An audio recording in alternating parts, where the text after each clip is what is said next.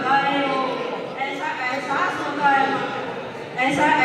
होता है मानो कि जन्मों से आप हमारे थे। सर्वप्रथम मैं आप सभी का इस बर्थडे सेरेमनी समारोह में हार्दिक अभिनंदन करती हूँ, स्वागत करती हूँ। इस असीम माहौल में, खुशी भरे माहौल में मैडम के परिवारजन और अतिथियों का अन्य सदस्यों का मैं हृदय से हार्दिक स्वागत एवं अभिनंदन करती हूँ। सम्मानित मंच, परम आदरणीय प्राचार्य महोदय जी, सम्माननीय प्राचार्य महोदय जी, इस सेवानिवृत्त समारोह के मुख्य सूत्रधार श्रीमती रेणु माथुर मैडम, इस हॉल में उपस्थित सभी अतिथियों, शिक्षक साथियों, अन्य स्टाफ साथियों एवं प्यारे विद्यार्थियों, आप सभी का बहुत बहुत अभिनंदन। मैडम का स्वभाव बहुत मिलनसार है, मृदुभाषी है। हमेशा कभी भी किसी को किसी सहयोग की आवश्यकता हो तो मैडम हमेशा तत्पर रहती है।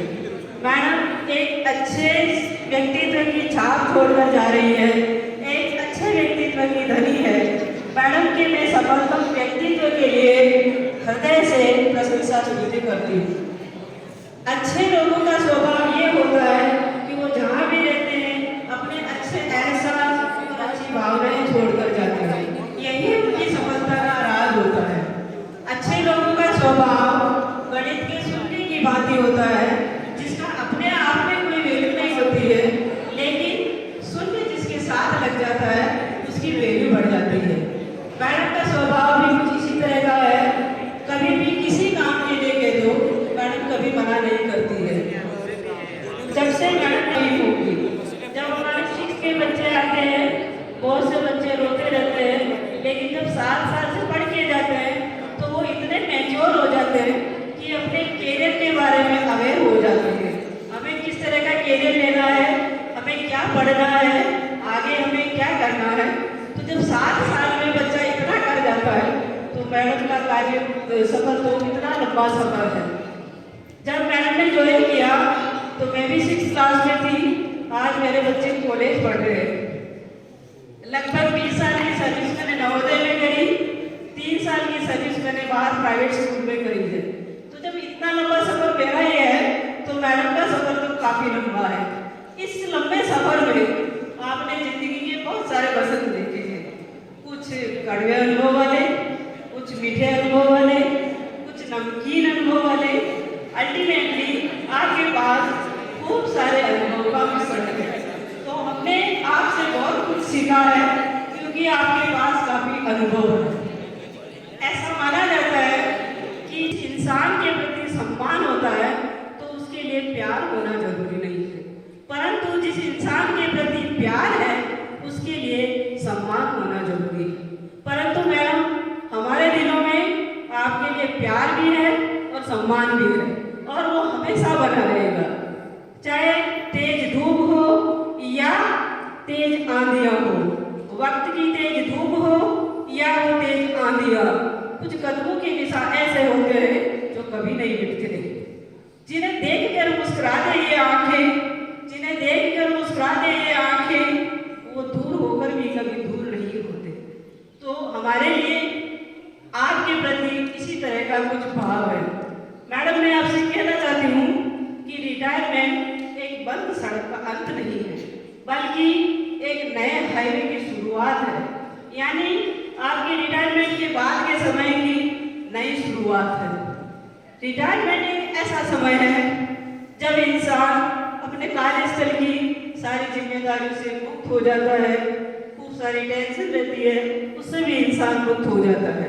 उसके पास अपना कुछ समय होता है जिसमें वो अपने आप को समझ पाता है। कुछ व्यक्तियों के लिए तो रिटायरमेंट का समय अपने निजी विकास का समय होता है, जिसमें अपने वो सारी काम जो वो नहीं कर पाए, अपनी इच्छा से नहीं कर पाए, कभी समय की बाध्यता थी, कभी और कोई बंदिशें थी, तो उसको वो खुलकर कर सकता है। रिटायरमेंट एक खाली कागज की तरह है जिस पर आप जो चाहो अपनी डिजाइन बना सकते हो। That is retirement is a blank sheet of paper. It's a chance redesign your life into something new and motivated way. आप अपने आइडियाज को अपने वे में उस पर उतार सकते हो।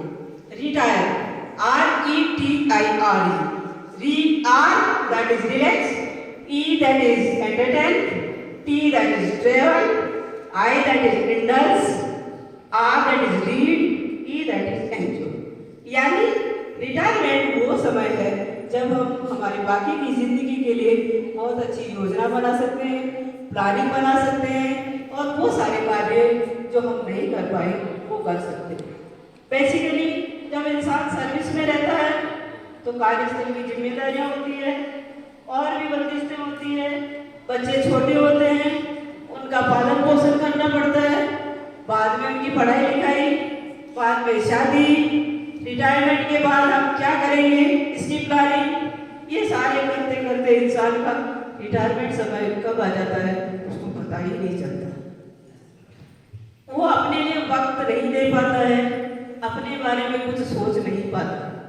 इसीलिए रिटायरमेंट के बाद के समय को इंसान अपनी प्लानिंग से, अपनी इच्छा से जैसे चाहे वैसे कार्य करके अपनी सारी इच्छाएं जो कि उस वक्त समय की व्यस्तता के कारण मन में दबकर रह जाती है, जिसको इंसान पूरा नहीं कर पाता है, वो सारी इच्छाएं पूरी कर सकता है। मैं परमपिता परमेश्वर से ये अपेक्षा करती हूँ, भगवान से ये आशा करती हूँ, प्रार्थना करती हूँ कि आपकी जो भी इच्छाएं थी, आपके जो भी शौक थे, आपकी जो भी आकांक्षाएं थी, जो समय की व्यस्तता के कारण आप नहीं कर पाए वो पूरी हो और बाकी का समय आपका अच्छे से व्यतीत हो, आप खुलकर अपनी जिंदगी जिए, लाइफ का एंजॉय करें।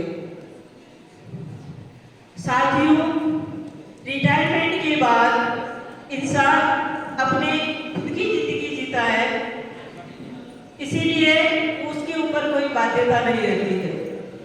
मैडम, आपके साथ बीते कुछ लम्हे, कई यादें बतौर इनाम मिले हैं। आपके साथ बीते कुछ लम्हे, कई यादें बतौर इनाम मिले हैं। एक सफर पर निकले हैं, जिंदगी खूब सारे अनुभव मिले हैं। इसीलिए हमने आपसे बहुत कुछ सीखा है।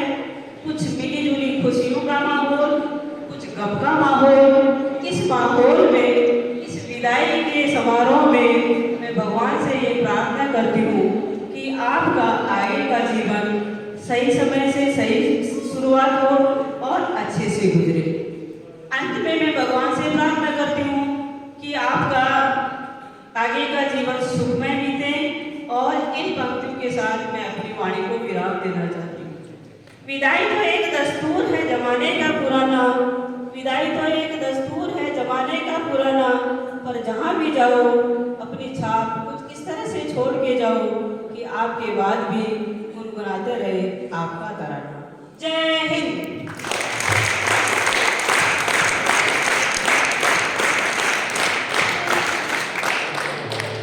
धन्यवाद मैडम।